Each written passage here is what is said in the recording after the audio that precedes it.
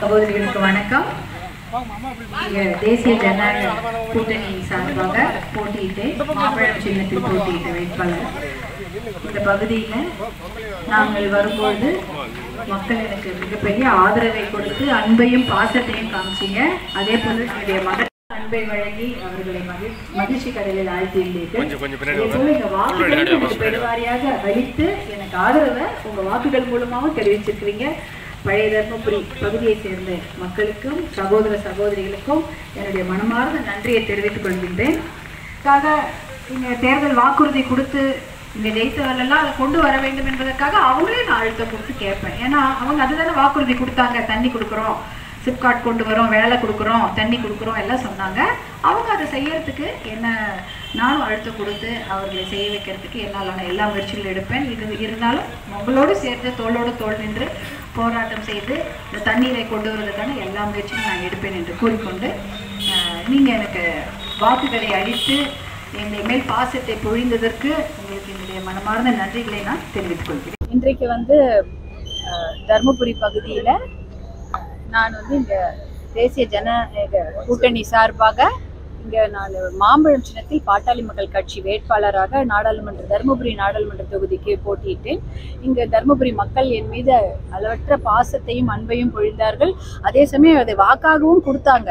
இத்தனை பேர் 4 லட்சம் பேருக்கு மேலே தர்மபுரி மக்கள் எனக்கு வாக்களித்து நான் நல்லது செய்வேன்ற நம்பிக்கையோடு எனக்கு வாக்களித்தாங்க. அவர்களுக்கு இன்னைக்கு நன்றி செலுத்த வந்திருக்கிறேன்.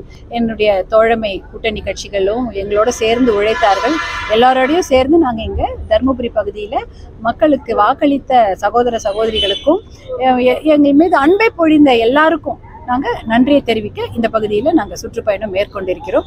இன்னும் அதாவது பார்த்தீங்கன்னா இந்த கள்ளக்குறிச்சி அந்த கள்ளச்சாராயம் அந்த தொடர் இறப்புக்கு காரணம் என்னன்னு பார்த்தீங்கன்னா இது தொடர்ந்து நடந்து கொண்டு வருகிறது.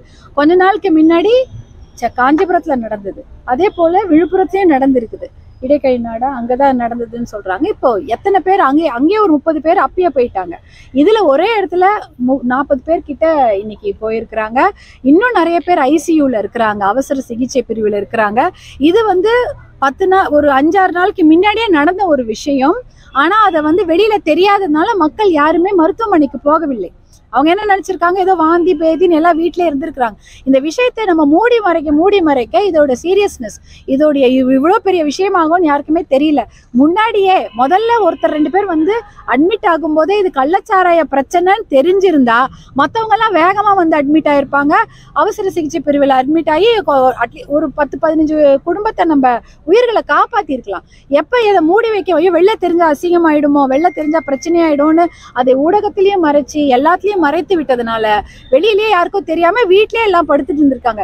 ரொம்ப ரொம்ப முடியாம போய் கண் பார்வை போய் அப்புறம் மூச்சிறைப்பெல்லாம் அதெல்லாம் பிரச்சனை வரும்போது தான் ஐயோ இது பிரச்சனை போல இருக்கு, இது சாதாரண வாந்தி பேதி இல்லைன்னு அப்புறமா தான் அவசர சிகிச்சை பிரிவு வராங்க. இப்ப எதுக்கு மூடி மறைக்கணும்? நம்ம மக்களுடைய உயிர் தானே. இதுல அவங்கள காப்பாற்றணுன்றதுக்காக கெட்ட பேர் வாங்கினா என்னன்ற மாதிரி இல்லாம ஐயோ கெட்ட பேர் வந்துடக்கூடாதுன்றதுக்காக மக்களை பலிக்கடாக்கின மாதிரி தான் இருக்குது. இப்ப பாத்தீங்கன்னா 4 மருத்துவமனையில பிரிச்சு அனுப்பியிருக்கிறாங்க. ஒரு இடத்துல மட்டும் இல்லை, ஏன்னா ஒரு இடத்துல இருந்தா எல்லாரும் அந்த இடத்துல அட்டென்ஷன் போயிடுமோன்னு 4 இடத்துல பிரிச்சு அனுப்பியிருக்காங்க. ஆனா அங்க அவசர சிகிச்சை பிரிவு 4 இடத்துல இருக்கிறாங்க. அங்க அத்தனை உறவினர்கள்லாம் போய் குழுமி இருக்கிறாங்க. எல்லாருமே அங்க பாக்குறாங்க. ஒரு மருத்துவமனையிலயே பாத்தீங்கன்னா நேத்து மட்டும் வேற ஒரு சேலத்துல மட்டுமே ஏதோ 10 பேர் இறந்துட்டதா சொல்றாங்க அட்மிட் ஆனவங்க. இந்த மாதிரி நிறைய விஷயங்கள் நடந்து கொண்டிருக்கிறது. இதெல்லாம் மக்களுக்கு முதல்ல தெரியப்படுத்தி இருந்தா இந்த சாவுகளை கண்டிப்பாக தடுத்திருக்கலாம். கள்ளச்சாராயமே கொடுக்க கூடாது, அதுதான் எங்களுடைய கோரிக்கை. வேற எதுவும் இல்லை. எதுக்கு எந்த சாராயமும் கொடுக்காதீங்க, நல்ல சாராயமும் கொடுக்காதீங்க, கள்ளச்சாராயம் கொடுக்காதீங்க. கள்ளச்சாராயத்துல இன்னைக்கு எவ்வளவு பேர் செத்ததுனால எல்லாருக்கும் தெரியுது. சாராயம் அரசாங்கமே திறந்து விற்கிறதுனால எத்தனை பேர் போயிடுறாங்க. எத்தனை இளம் விதவைகள் அதிகமாக இருக்கிற மாவட்டமே தர்மபுரி தான், எல்லாருக்கும் தெரியும். அது குழந்தை குட்டிங்களோட சின்ன சின்ன பொண்ணுங்க விதவையா இருக்கிறதுக்கு காரணம் என்னது? சாராயம் தான். கள்ளச்சாராயமா இருந்தாலும் நல்ல சாராயமா இருந்தாலும் முதல்ல அதை நிறுத்துங்க, அப்புறமா எது வேணாலும் பாத்துக்கலாம்.